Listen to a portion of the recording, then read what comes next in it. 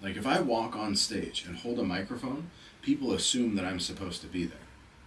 Even though I might be scared out of my, right? Yep. They assume that I'm supposed to be there, so why do I want to prove them wrong? Welcome to the Value Factory Podcast, brought to you by OneAccord.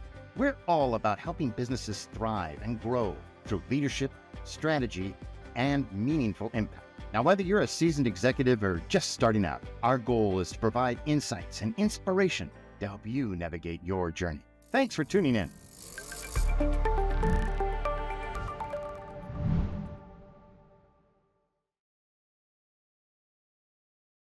All right. I like it. I like it. Okay, here with Nick Anderson from OneAccord, and we're doing a short video for Seattle Execs, the roving reporter. And I am the reporter, and Nick is the reportee. So, Nick, why don't we start with I don't know, marital status, kids, ages, stuff like that. Okay, we're going to go fast Okay. and deep. Deep and fast. I like it. Right in the deep end of the pool fast. Okay, so if I show you a picture of my family today, you'll see Ariana, my wife, Okay. Abigail, our oldest daughter, Christian, oldest son, Eliana, and Finn. 18, 18, 16, and 14. All right. Beautiful family. And we're a Brady bunch. So I brought the boys, and she brought the girls. We just celebrated our 1-year anniversary. Happy anniversary. Yeah, thanks. Oh, that's good. How we came together was 3 years ago, 4 years ago, I guess it is now. I should know these things. We met, and at the time, I was in a really rough place, dark place. We had lost the boy's mom in 2016. She was in, there was a tragic accident. She was gone, totally unexpected, and we weren't prepared. So from 2016 to call it 2020, I lived in the valley. Yep. And I met Ariana while I was in the valley, but climbing my way up. Okay. She is beautiful inside and out. She told me about the girls and how lovely they were, and I said, "Well, it's been very nice to meet you. Have a nice life." And I just walked away. She would later say, "Why didn't you ask for my phone number?" I said, I was not in a good place. We met again a year and a half later at the same place through the same kind of mutual friend, and thankfully I had climbed my way out of the valley and was in a new place, and so hello again. Okay. And we courted in the very old-fashioned sense. We just had conversations and had coffee, and here was the one that did it for me.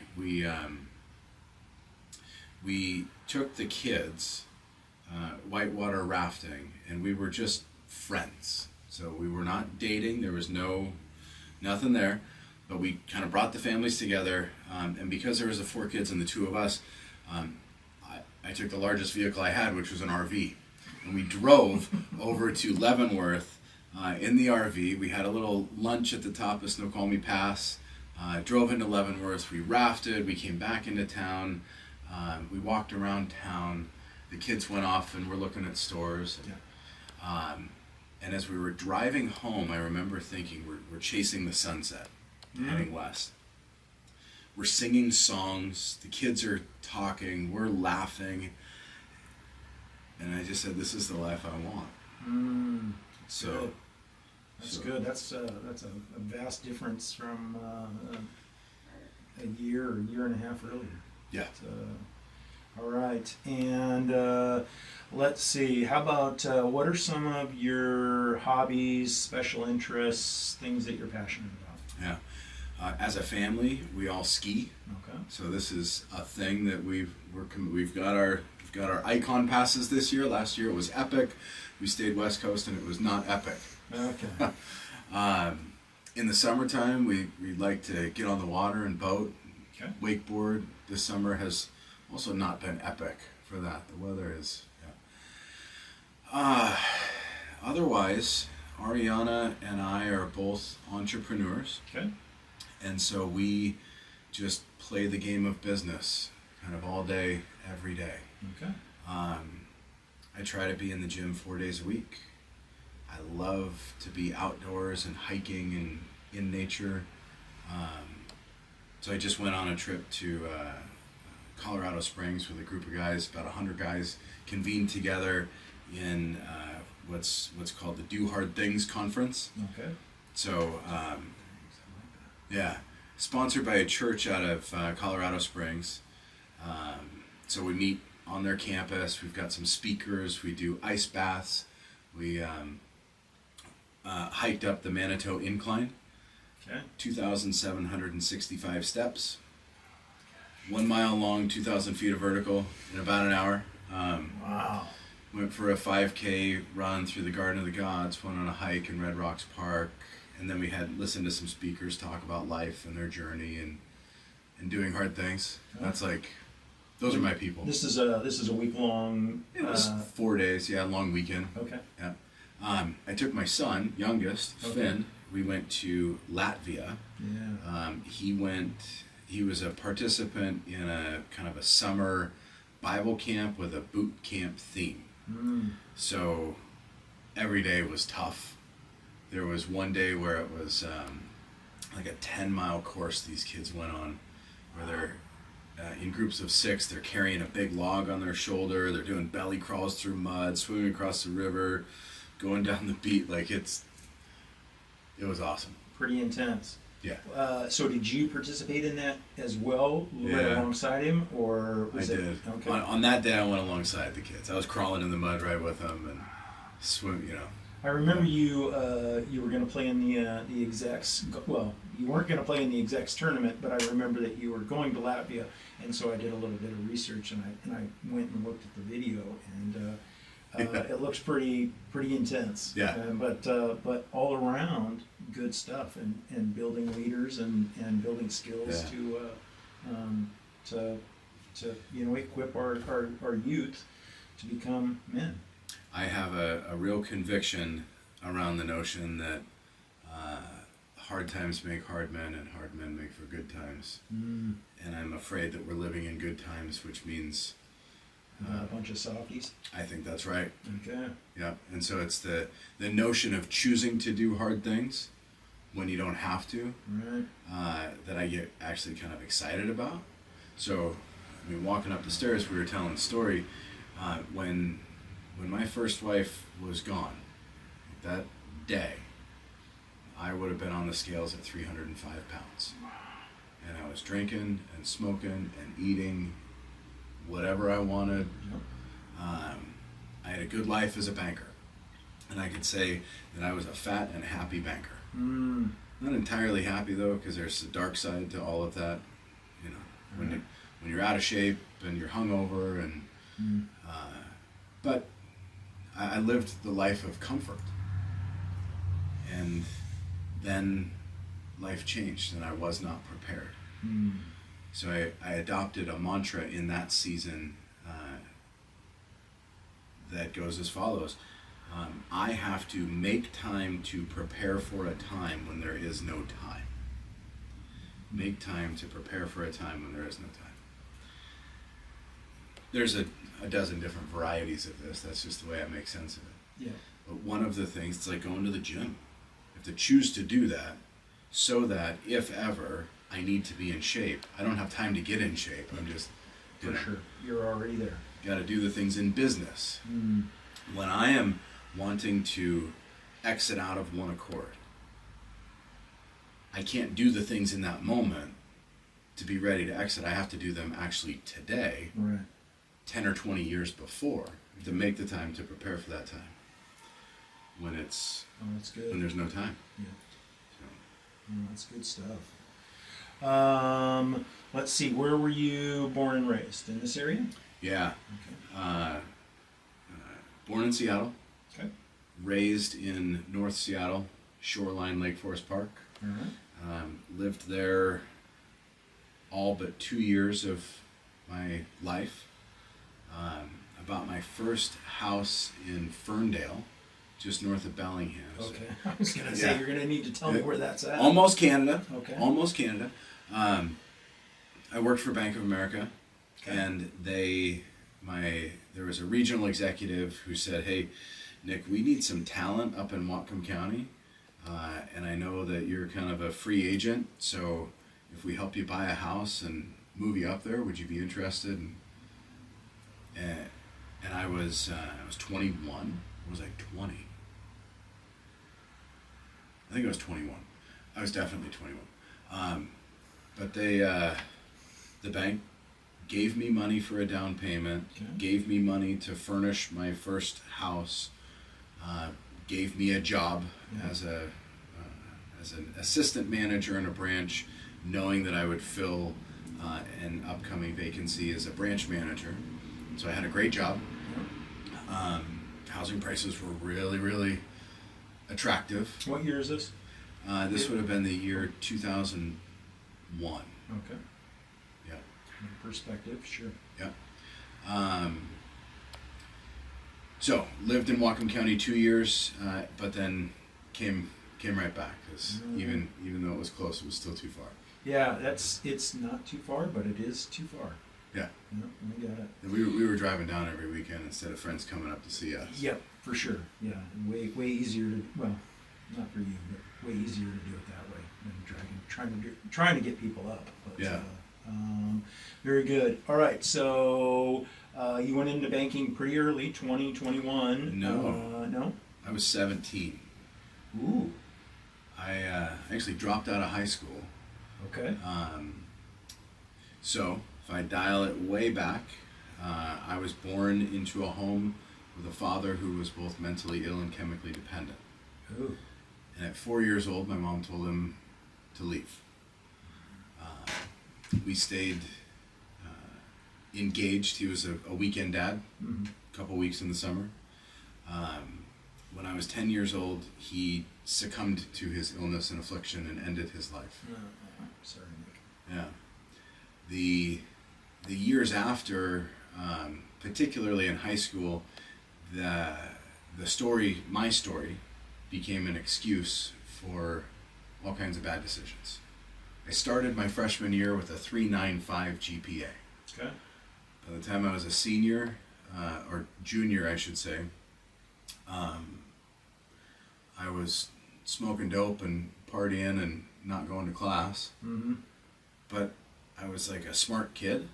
So, in between here, 7th grade, I was a part of a Johns Hopkins study where I took the SATs. Okay. And I scored high enough to get into college. Wow. So, incredible. I'm really good at taking tests. Okay. All right. Let's just put it that way. So I can show up in class and the teachers don't pay attention to me because they don't need to. Because I know the answers, but I don't really want the attention. So if they call on me, I'll have the answer, so they think they're doing a good job teaching. But I'm not engaged, and whether or not I show up in class. So you didn't show up in class? I just kind of skated by. Yeah. But I was also ahead of most of my classmates, and I wanted to graduate early. I had a disagreement with my guidance counselor, and I left without a diploma and got a job as a teller at C-First Bank when I was 17 years old. Okay, here we go. There's a name that people haven't heard for a while, C-First Bank.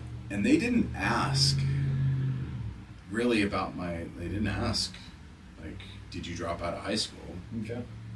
They just said education, and I said high school. Okay. Some college at some point, like, so I got into the banking business by the time I was 20, well, earlier than that, 19 or so. I had a meeting with the head of HR for C-First Bank, a guy named Norm Bowery's on the 30th floor, 5th Avenue building, downtown Seattle, big, huge office. I go sit down. I said, Norm, do I need to have a college degree to have a career in this industry? And he said, no, you don't. The degree tells us, if we're looking at two different candidates, that this person is smart enough, they're dedicated enough, they check the boxes. He says, you've worked for us for a couple of years. We know who you are. So that was it. Okay. I was committed to banking. Yeah. Yeah. Now, did you have something that you really liked? I mean, you were a teller. You said you sounded like you started off as a teller, but that's obviously not where you ended up. Which you liked something? What was it? Yeah. Math comes easy. Mm-hmm. Financial math is interesting. Okay. Wealth creation, the business of business, interaction. So I was the kid that felt different from everybody else because my dad committed suicide and like nobody else has that story. This is what I told myself. I was an athlete, but not that good. Played golf and soccer for school, but was never like a starter. Kind of overweight. I just had this low self-esteem. That's it. I go to work. I put on a tie. Nobody knows who I am, but they make a lot of assumptions about me. And I just let them. It's like this alter ego. Okay. So all of a sudden, I'm somebody important, and what I have to say, people listen. So I leaned in hard to that. One of the things I did early in my career was we had the legal agreements that went along with new accounts. Okay. And I took them home and I read every one of them so that I would know the answers when people asked questions. I see. And so people come into the office and I'm 17, 18 years old and they're asking questions, and my colleagues who are twice my age, they're like, oh, I don't know. Mm-hmm. Well, actually, that's on page 9 of your agreement. Here, let me show that to you. And I could go through, right?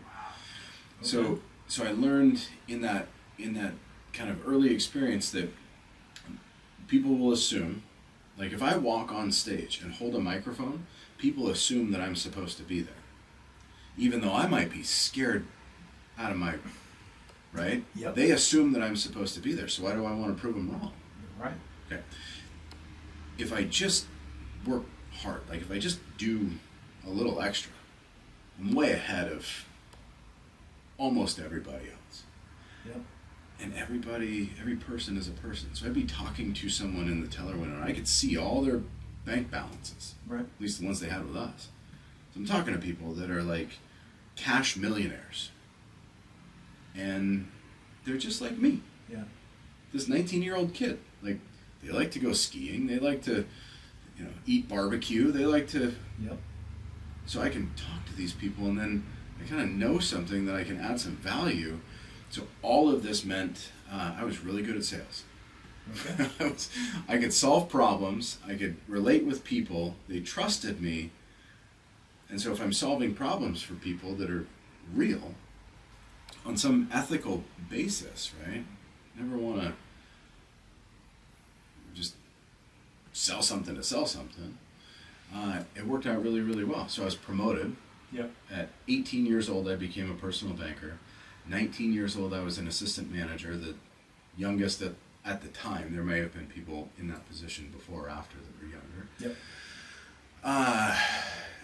20 years old, I left the branch and I went to our training and development division. Uh-huh. So I was training new hires into the bank. Phenomenal experience, really, really fun. Just as a young man. Wow. Yeah. 21, I'm a branch manager, and then I'm the number one branch manager. They put me in another office. I make that one number one. I go to another office that's number 40, and I bring it up to number one. And Wow. then they open a new branch in a new market, and they give that one to me, and we make that one number one. So Touched it and turned to gold. I mean, it just I knew the recipe. Right. And it worked. But eventually, Bank of America wasn't the place for me. There's a whole story to that, but I left and went to a really, really small bank. Okay.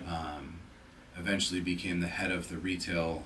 So we had 4 branches in this small bank, so I was responsible for those, and I was the head of marketing. That bank didn't make it through the Great Recession. Okay. There's a cool story in there. But short version is that I was unemployed for 4 months All right. after my second son was born, and we just had a great time. through the holidays and like that season. It wasn't scary at all until it was, but then a new opportunity came up, so I joined Cascade Bank as the head of treasury management. So this is every business collects and distributes money. Okay. Treasury and cash management is how do we collect, what do we do when we have it, and how do we disperse. Credit card, wire transfer, cash, check, checking account, savings account, short-term investment, borrow on a line of credit, move all the money around. Do we pay, direct deposit, wire transfer, write checks, pay with credit cards, like all of the movement of money, that was my purview. Okay. Cascade got bought by Opus, which was a California-based bank, so now I'm this West Coast guy. I'm on a flight down to Irvine every couple of months, and I'm like, I don't want that life. My kids are little. Right. So I went to a smaller bank headquartered out of Eugene, Oregon, with an office in Seattle where I met Dan Bogart. So we were colleagues. We worked really well together. He was on the loan side and I was on that payments, the movement of money side. Okay. We did some great deals, including refinancing the Pacific Science Center when they were in like dire straits. Okay. Providing much needed capital for them, and doing some other really cool nonprofit lending. Pacific Continental became Columbia Bank. We went through the whole PPP thing, and I negotiated my retirement from banking. I convinced them that it was time to let me go, and they gave me a really nice package. Okay. Dan Bogart got wind of the fact that I was leaving Columbia, and he recruited me into Banner. All right. And I was there 6 months. Dan, we should be careful how we report this. Dan hired me saying, Nick, I know you're a leader. We don't have a lot of bench depth in leadership. I'd love you to come in and there's future opportunity. Well, I came into Banner and not Dan and I, but me and Banner didn't do a good job of like understanding each other in the interview process. I see. Banner is an excellent bank. They're very conservative. I am not. Okay. So right out of the gate, I ruffled some feathers. I see. And so when it came time for there to be some there were some leadership positions that opened up, and I said, okay, Dan, I think I'm ready. He said, yeah, we should go to lunch. So, all right. So we had this doors closing, not this opening. lunch, and I'm like, Dan, okay, I get it. And you know, it wasn't him, it was the bank, and he never said these words, so this is not a direct quote, but I'm pretty sure the message was, you're not really our type. Ooh, not you, it's me. No, Yeah. It's not me, it's you. Which, Yeah. and here again, I have deep respect for Dan, Yeah. but for Banner as a bank, they've been a financial partner in some deals that we're in, and right, I know. So, my business partner today, Jeff Rogers, at some point along this journey, he said to me, Nick, why are you a banker? He said, you should be running companies. Okay. And I said, well, funny you should say that, because I'm only going to do this bank thing for 25 years, and then I'm going to be on my own. And I followed it up by saying, and what I'd really like to do, Jeff, is buy a company with your money. So Jeff has a couple of private equity funds that he had put together. And what I meant was, I'd like to be the CEO of a private equity-backed company. Okay. So we have that conversation, and we're getting to know one another on a deeper level. This is Jeff and I. So it's bringing me to OneAccord. So I leave banking, and I start consulting. I write a book. I go heavy into social media, trying to be an influencer. Still trying to do that, by the way. But I'm also doing consulting. I'm doing some financial consulting, strategic consulting. I created a course and a program on leader development that I'm delivering to teams and kind of small, closely held businesses. One of my favorite engagements was a HVAC company out of Arizona where the CEO was really into this, develop the blue collar, the trades. Okay. And so we just got into the do hard things conversations about what leadership is in the business. And so it was so much fun. the best way for me to tell this story is I'm driving down the road one day, and I get what some people would call a nudge, and it's the nudge from the Holy Spirit. That's what I would have called it. That's it. And what it is, most people who, you know, if you know that it's like, that is so crazy, there's no way that I should do whatever that is. But I'm driving, and it's a really clear, like, send Jeff a text message with 2 words. I'm like, this is so bizarre, like, it's like out of context. That 10 minutes goes by and the thought doesn't go away, and I'm like, okay, like, I'll be obedient, I'll do this thing. I believe even if I'm wrong, you'll catch me if I fall. So I send Jeff the text, and right away he responds back. You have no idea the timing of your message. I'm like, well, it's not my timing, it's his. So, Okay, I get it. so that conversation evolves into, well, Jeff is about 20 years my senior, although he looks like he's my age, and has more energy than I do, but he's 63, I'm 45. What is his succession plan? What's my vision? What's his vision? How closely do these things align? Now, there are things that Jeff knew, and still knows that I just don't know. There are things that I imagined that he hadn't imagined, but the core of it, our values, our vision for where OneAccord can be in 5 or 8 or 10 years was so well aligned that the conversation turned into, why are we doing this?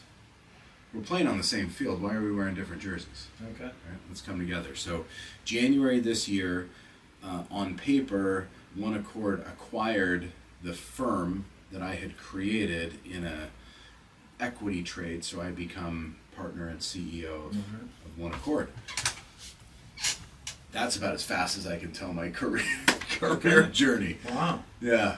That's awesome. And so the relationship's older than January, but that was really when it was consummated and started moving forward. Yeah, Jeff and I really connected 4 years ago. Okay. Through an organization called C3. It's a Christian faith-based business leaders organization that we're both kind of a part of. And a mutual friend was, Jeff hosted a party for one of the guys in my groups, and so, but I had known about OneAccord as far back as 10 years ago. Okay. As a banker, because OneAccord's been around for 25 years. Okay. And has a solid reputation as a consulting firm here locally in helping businesses grow, transition, prepare for that eventual next generation or that next thing. Okay. So I'd always admired the firm and the company and Jeff. So that's that's great. And so your CEO, does he have some kind of capacity here with you? Yeah, his title is chair. Okay. And Jeff is doing what he loves to do, which is networking. I say shaking hands and kissing babies, but it's a whole lot more than that. Yes. So one of the most well-known and respected businessmen around, to the point where everybody I engage with is like, oh, Jeff Rogers, what a guy. So his role is growing our firm locally and even nationally. So at one point in the history of our organization, we had people in 19 states across the country. Wow. That had Jeff on an airplane more than he wanted to be. He has 3 daughters, wife and 3 daughters, and this is home. So he kind of spun off all the other practices around the country and focused here more locally. Okay. While I have 3 or 4 kids, they're pretty much grown. Yeah. And I do want to be on an airplane and traveling around and grow this company back to a national presence, which has Jeff excited. Okay. That's his vision. So connecting with all of the folks around the country, recruiting principals in, but also helping us build our customer base and grow the business. That is his role. And then he's an advisor to me. He's been places I'm going. Yeah. So he can tell me how to get there and how get out. Navigate through, and that's awesome. So you hit this question pretty well. So describe, I guess, in everyday language, what it is that you do for OneAccord, and maybe it's not you specifically that does the work, but and you've got principles. I understand that, but what goes on day to day here at OneAccord? Yep. So if I start at the company and then talk about me, I say we make companies more valuable. Our mission is to build value built on values. Okay. Here's our ideal client, and I call him Bob every time because it's easy. Bob is our ideal client. Bob is 67. He started making small parts for a little airplane company out of Seattle called Boeing when he was 27. Okay. And over the 40 years since then, his operation has expanded and grown, and Bob's got a really nice company. Today, maybe revenues are 35 or 45 or $65 million. Our sweet spot is companies between 25 and 100 million in revenues. Okay. I'm working with Bob, the owner. At 67, Bob has a place in Palm Springs and 2 grandkids, and he'll tell us that he doesn't see either one of them enough. So he's ready for a transition. Bob goes to an investment banker and tells the investment banker, here's my company. All my buddies at the golf club are selling for 8, 10, 12 times EBITDA, so here's my number. The investment banker says, Bob, I hate to break it to you, but it's not going to happen. All of those customers are your relationships, and by the way, half of them are Boeing, and that's kind of a concentration risk. Your nephew's running sales, and your niece is running the books, and all the operations are in your head. What we have here is a classic story of Bob is the business. Yeah. The business is entirely dependent on Bob. So what we do is we make companies more valuable, and there are, by our research, I'm actually publishing a research report later this year, 8 levers that we can pull, value creation levers, and the first one is owner dependence. Okay. So if we can take Bob out of the business, but leave in the business everything that Bob's got in his head, doing that is, this is I'm sure. delicate surgery. Yes. Right? So there's so many things. So unfortunately, our ideal client is the most difficult person in the world to sell to the solution that we have. Okay. And you understand this. You're an entrepreneur, you're a business owner, Yeah. you're going to feel what I'm about to say. Okay. You've done a great job running and growing your company. We do it better. Your company is your entire life and your identity. We're going to take that away from you. I would never say that to you. But no matter what I say, that's what you're going to hear, right? Yep. Nobody trusts a consultant. Nobody wants to hear these things. But underneath, it's like, yeah, I know there's that thing that I should have done 5 years ago. Like, there's that client that we lose money on, but I love them. I got this employee, and it's like dragging anchor, but I know we should have done, right? So those things are true. So when Bob is ready, really ready, we bring interim and fractional people into the company. Okay. So we don't put a new CEO in knowing that maybe Bob wants to sell the business in 18 months. We bring a fractional or interim CEO that knows their job is to tune this baby up. Yep. Right? So I've shared this story. I shared it just this week. 3rd generation business run by 4 cousins. They weren't aligned. They had an offer to sell. It was low. We came in, got them aligned, took the business here, and the cash offer was 4 times. Right. And we have many, many stories like this where maybe we come into a business and over the course of 2 years, we grow revenue, we manage expenses, so the bottom line improves. Yep. Sometimes we can just keep revenue flat. We can replace non-profitable clients with profitable clients, but the bottom line grows. Okay. We look for new markets to go into. By reducing the dependence of the company on Bob, we then say to a prospective buyer, this company is a going concern without its owner. You can put any operator in here and they can do what they want to do. Or me as the buyer. Like if I'm buying your company, Yep. I want to know that tomorrow I can do with it whatever I want. Yep. Not that I need you to stick around for 3 years to make sure I don't lose all my customers. Correct. And for you want to know that like when you sell, you don't have to stick around for 3 years. That's right. So what we do is a 2-phase approach. Phase 1 is let's look under the hood and see what's there and give you a diagnosis. All right. Lots of consultants get really proud. We do a deep dive analysis, and we're really going to get to know you. And I'll translate into what I hear when somebody says, "You're going to charge me to take a bunch of my time and answer your questions." Right. Yes, Bob, that's what we're going to do. Okay. But we have to understand. Yeah. And we write the plan of, okay, we have a client right now that wants to sell her company for some price in the future. So we're clear about where you want to go, but we have to know where you're at today and what the market is going to bear, and then we have to build that bridge. And it's aggressive, but okay, we do the analysis, and this is what you're going to need to do to get there. Yeah. So now you have an option. Would you like to do that on your own, or would you like us to help you? Yeah. We really want to be a part of helping you get there. Yep. So that becomes phase 2 of our engagement, which can look like we will advise you, we'll walk alongside you, or we'll provide some resources. We'll bring somebody into the company 1 day, 2 days a week, Okay. 3 days a week to 5 days a week if it scales up. But that's really dependent on, does the business actually need that level of a resource?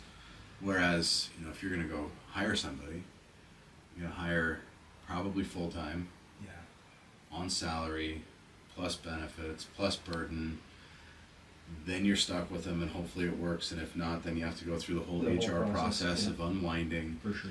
And if you're transparent with them and you say, hey, this is, I need you here for 2 years while I can reduce the dependence on me so I can sell this thing, are they going to be all in and fully focused? And so no, that's good. That's good. It's tough. Yeah. It's tough. We have lots of conversations with lots of owners, like many conversations. But when we actually get into like, well, how do you do what you do? We often, we think about like Kathy Clayton in our group. Mm-hmm. We need a Kathy Clayton in an engagement with us to say to Bob, so Bob, we're going to work together for a couple of 18 months, 2 years, 3 years maybe. Yep. And then you're going to sell your company. What are you going to do after that? What's your purpose? Okay. What's your identity? Right. So we have 2 guys, one's 75, one's 85, 50-50 owners in this company. One of them wants to sell, and it's not the 85-year-old. I believe that he believes if he transitions out of the company that he's going to die. Because his entire identity is in this company. Yeah. And this is like a serious thing for business owners, for the entrepreneur. I mean, I'm 7 days a week thinking about this company. I'm every waking minute, there is a thought in my head. I go introduce myself to somebody and I am OneAccord. Like this, there's no air between us. Yeah. So who am I without this at some point in the future? These are really deep existential questions that go way beyond a P&L. Right. They go way beyond EBITDA and the check that I get when I exit. It's like, you got to be digging into those things. have to.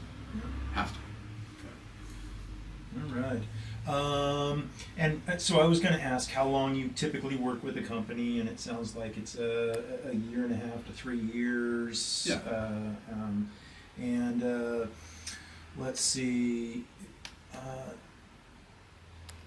So I was going to ask you for a couple of case studies. You did talk on Wednesday about the company that you just briefly described, and it was kind of a high overview flyby. Yeah. You were going like mock.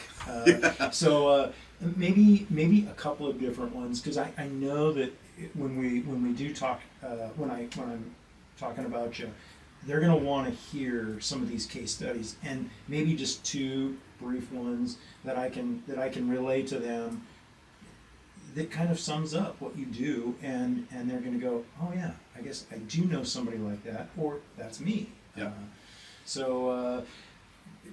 I mean, just a couple of case studies.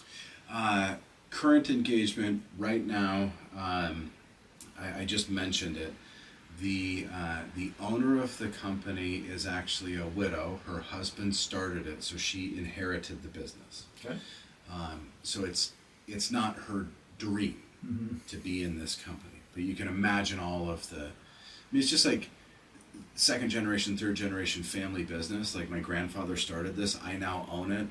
Maybe I don't really want to be in this business, but like complicated. Okay. She wants to sell for a number that is, I'll say 5 times what she could get today. Okay. And she's just convinced this is her exit. She wants it as soon as possible. Okay. What do we do?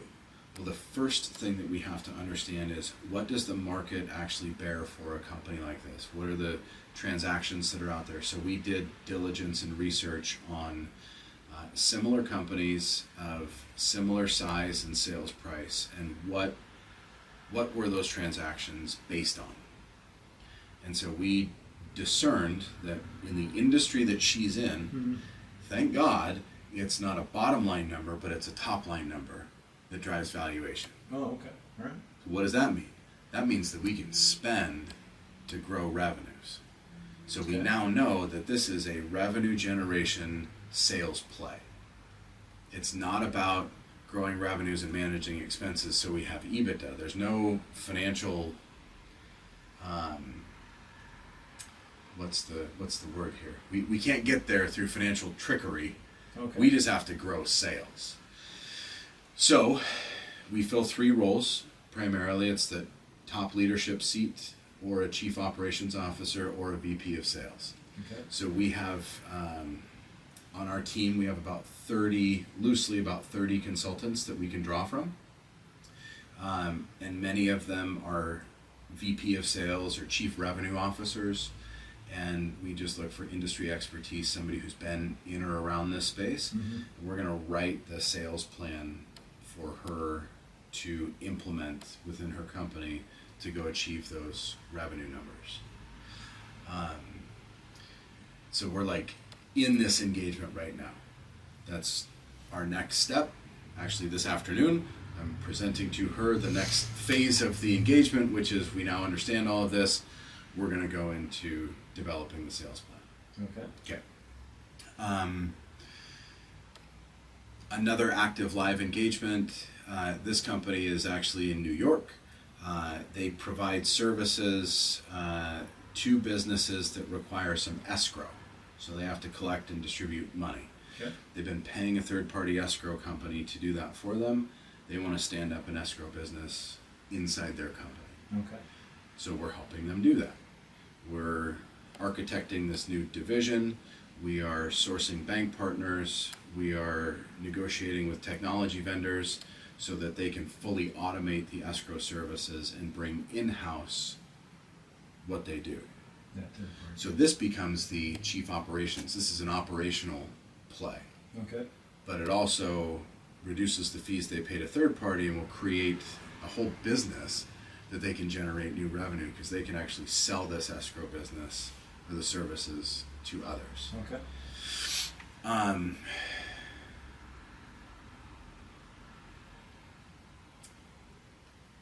If you walk into, so this is a former case study, and it's actually one that we have on our website. If you walk into a break room in any major employer, or some kind of cafeteria or something, you see a first aid kit on the wall. That's what I'm getting. First aid kit on the wall. Those kits are provided often by a company called First Aid Only. All right. And see, they make their money not on the kits, but on the Band-Aids and the aspirin that they keep restocking those with. They also sell fire extinguishers and all the other safety equipment.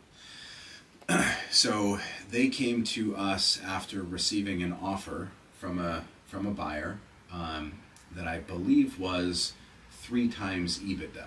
Okay. And it wasn't, they didn't like the offer. It wasn't large enough.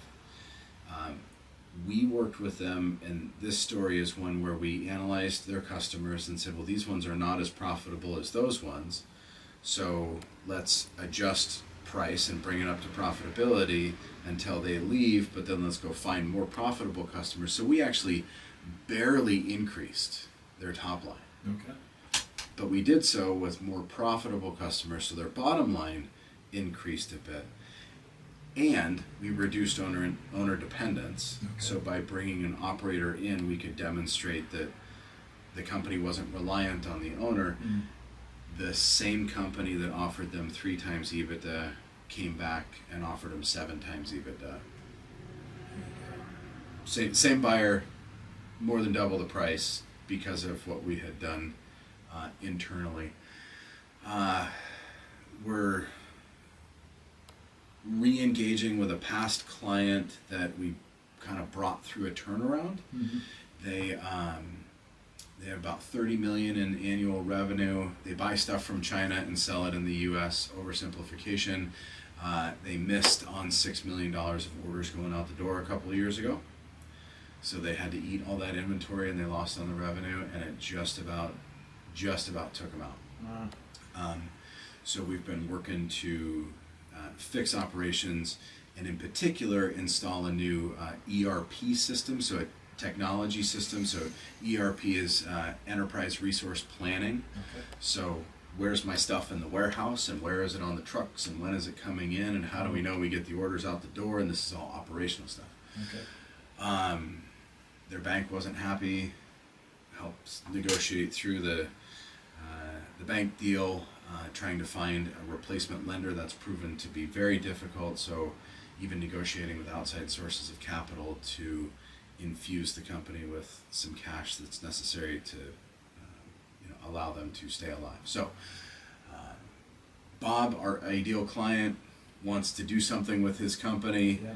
People come and say, hey, I know you work with Bob, but here's my business and here's my problem, can you help me?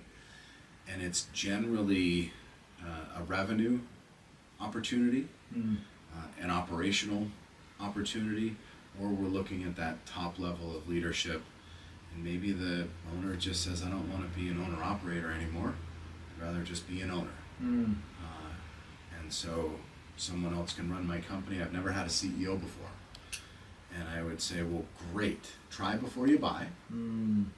Don't commit yourself to one person. Let us come in and be that interim. We'll be the rebound relationship while you figure out what you want in life. Yeah. And so we fill those roles of head of sales, head of operations, or head of the company to achieve growth, transition, turnaround. Okay. Excellent. So are there anything that we've talked about today, like, does it interfere with anybody else's classification within execs? Because I'll do my best to not talk about something that I don't know that there's any overlap. Okay. So we don't sell companies. John Martinka does. Yep. We don't place people into positions. Kim Frost does. We don't do anything with temp workers or entry level. Temporarily yours. I've lost. Jeff Walchuk. Thank you. That's Jeff, right? We don't do executive coaching. That's Kathy Clayton. I don't do sales training. That's Dave at Acme Sales. Yep. I think a business. I can see Dave, but can't think of his last name. We don't do sales training. We put sales leaders in companies, right? So we might actually bring folks from execs into the engagements that we're on. All right. Or, Kim Frost has somebody and maybe they say, hey, we're looking for an interim position or a part-time person or something.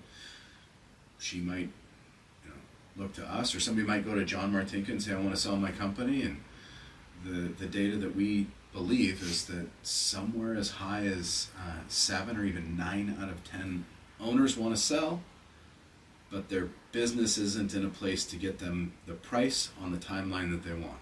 Okay. So if they'll take a lower price, sure. If they'll take longer to get it, sure. Sometimes, they're just not ready at all. Right. So yeah, I don't know of anybody in execs that does what we do, and I think we partner together really well. Excellent. Yeah. Excellent. Look at that. That's my 2 o'clock saying, hey, I'm in the lobby. Uh-oh. Very good. It is 2 o'clock too. All right. As a wrap up, who's a great referral for OneAccord? Bob. Bob is that 67-year-old business owner who says, I want to sell this company when I'm 70. Yep. And I'm ready to, I'm humble and I'm open and I'm ready. Right? So let's work together to do this thing. And maybe Bob isn't 67, but he's 57 or he's 47. Maybe it's not that he wants to sell the company, but he wants to transition it to his employees or his kids, but there's a fear that they're not ready yet. Maybe Bob is 47 and he knows that he can grow his company into a new market, but he's never done that before, or he just needs some additional support to get to that next place. But the ideal client for us, you go back to the owner that is ready to transition the business and is open to having somebody help him. All right. Excellent. All right. Let's see. I think that's pretty much it. We could keep going. We could keep talking. This is great stuff. Yeah. But, and I'm gonna have a hard time with as much content as we have. I am gonna oversimplify, and it's all good. I apologize. No apologies necessary. Because I am not you, but I'll do my best. And so I appreciate your time. My pleasure, man. Excellent. Thanks. All right.